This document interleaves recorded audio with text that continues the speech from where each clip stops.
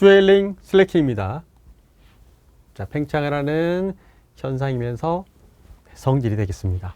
자, 먼저 점성토에서 일어나는 스웰링, 물이 흡수되었을 때 모세관 작용에 의해 최적이 팽창하며 흙입자가 수증해서 분산되는 현상. 자, 슬레이킹, 연암석에 물이 흡수되었을 때 최적이 팽창하면서 입자 간의 결합력이 저하되어 부스러지는 현상. 자, 밑에를 보면서 종류별로 설명을 드리도록 하겠습니다. 자, 먼저 벌킹의 경우는 모래 지반이 되겠습니다. 자, 스웰링은 점토 지반이 되겠고, 슬레이킹은 연암석이 되겠는데, 이제 벌킹의 경우는 어떤 개념이냐면, 부피와 밀도가 증가된다. 즉, 이렇게 되어 있는 풍선을 물이 들어가게 되면 이렇게 커지는, 부피가 이렇게 커진다라고 보시면 되겠습니다. 그런 게 이제 벌킹이다라고 하고요. 스웰링이다라는 거는 점성토의 경우는 삼방격자 형태로 구성이 되어 있는데 입자가 작을수록 응집력이 커집니다. 응집력이 커진다라는 거는 우리가 이런 용기 안에 이렇게 작은 입자가 들어가 있으면 이 각각 하나의 입자가 부피를 증가시키는 역할을 합니다. 자, 그런데 입자가 커지면 어떻게 될까요? 입자가 커지게 되면 그 수량이 줄어들겠죠. 개수가 많아서 더 팽창을 많이 한다라고 보시면 돼요. 그래서 점성토의 경우는 이 흙의 입자가 아주 작을수록 팽창이 늘어납니다. 그 팽창이 늘어나는지를 보는 그 지표가 되는 게 우리가 활성도다라고 하는데요.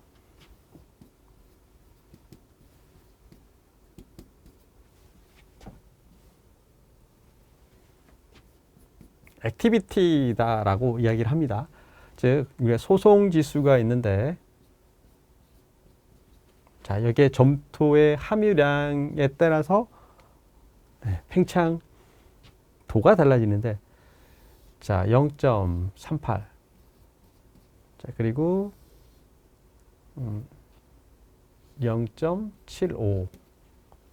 그리고 1.25를 기준으로, 자, 여기까지를 우리가 비활성이다라고 이야기를 하고요. 자, 여기까지를 우리가 보통이다라고 하고, 자, 그 다음부터는 우리가 활성이다라고 이야기를 합니다.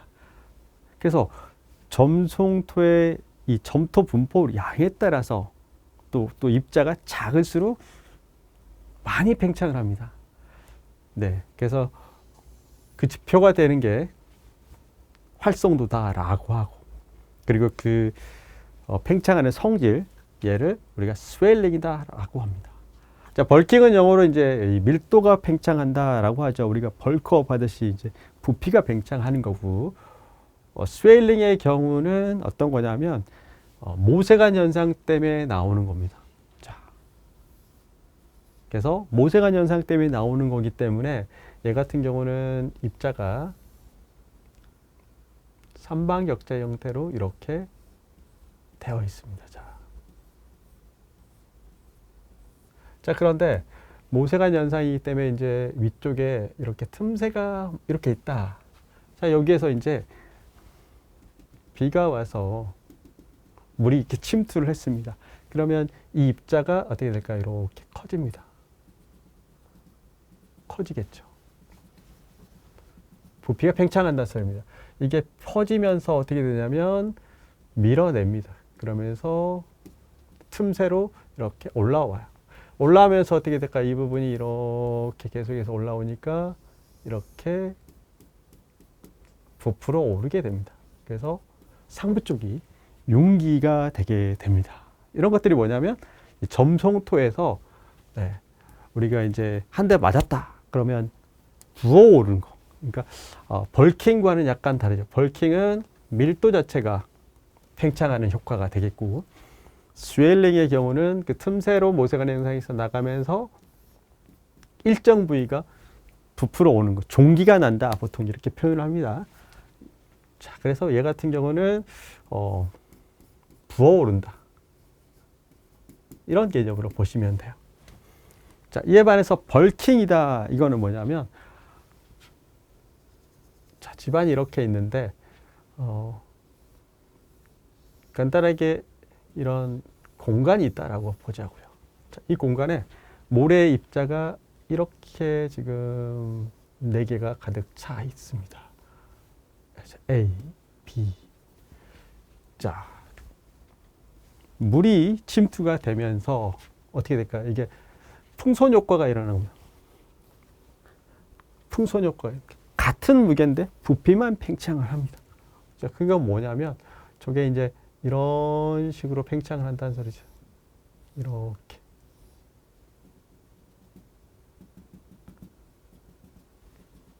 자, 이렇게 팽창을 하면 어떤 게 효과가 날까요?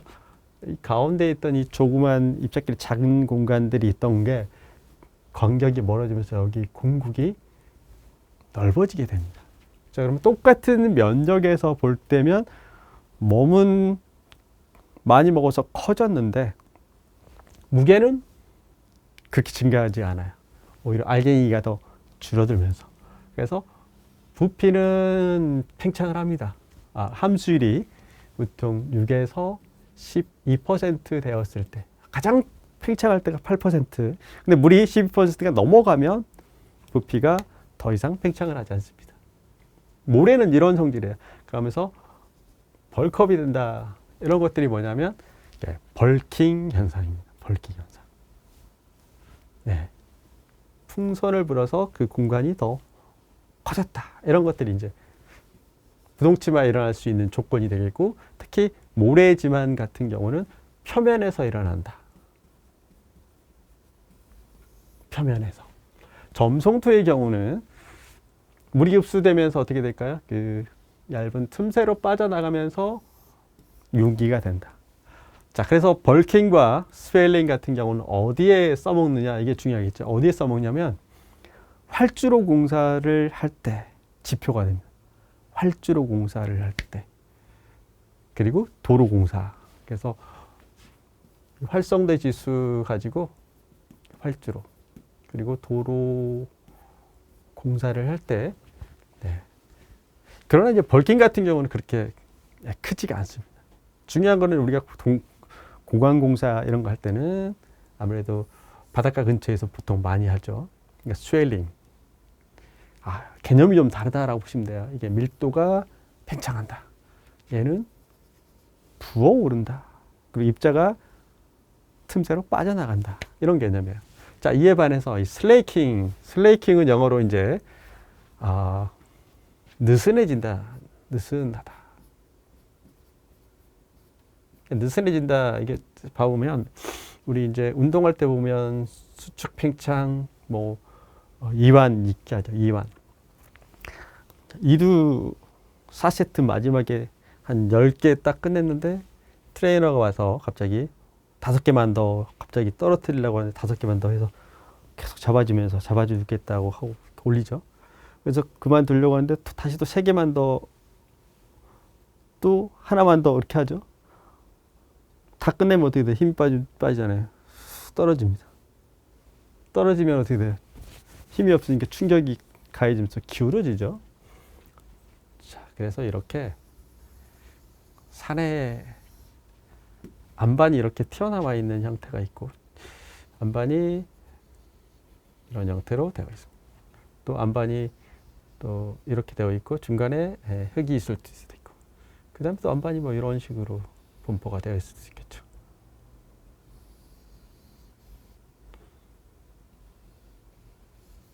자, 이렇게 되어 있다라고 보죠.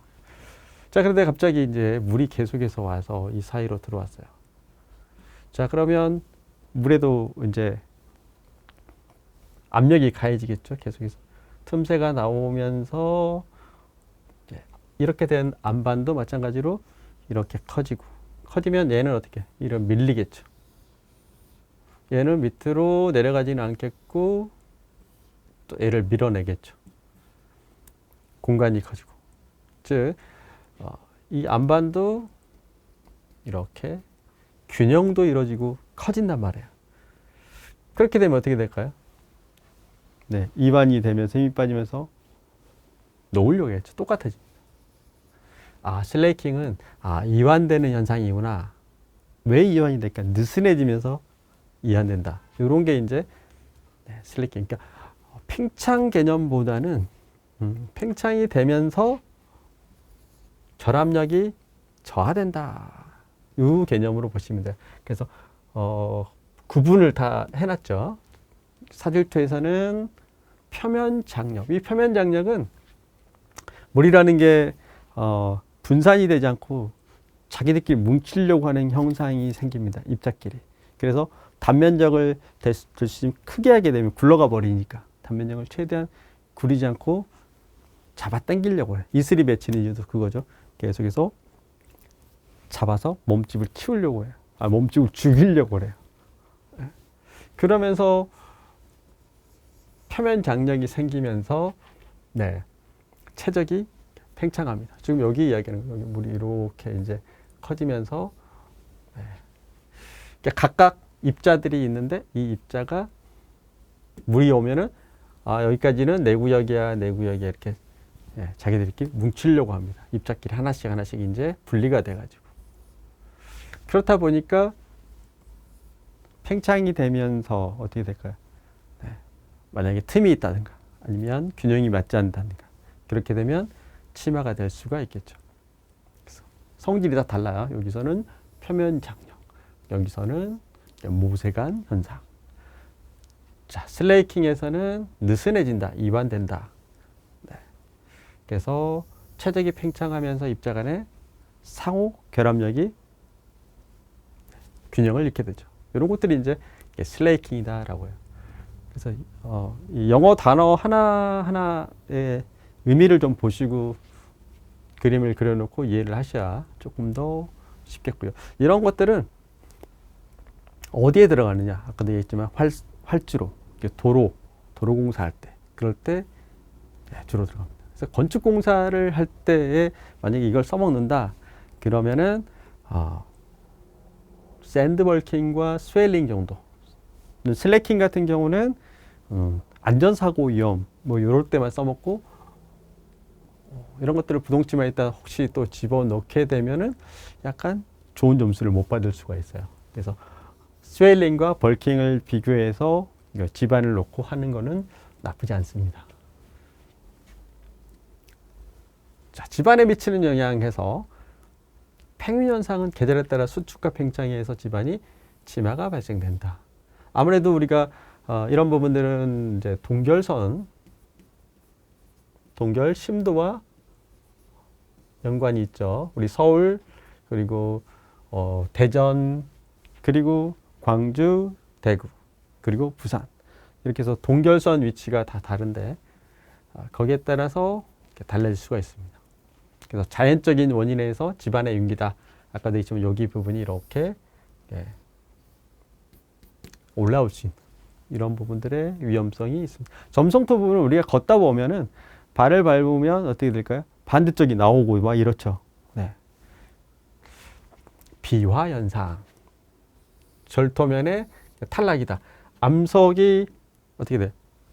균형을 잃고 또 결합력이 손실이 됩니다. 그러면서 산사태가 발생될 수 있습니다. 이런 것들이 이제 비화 현상.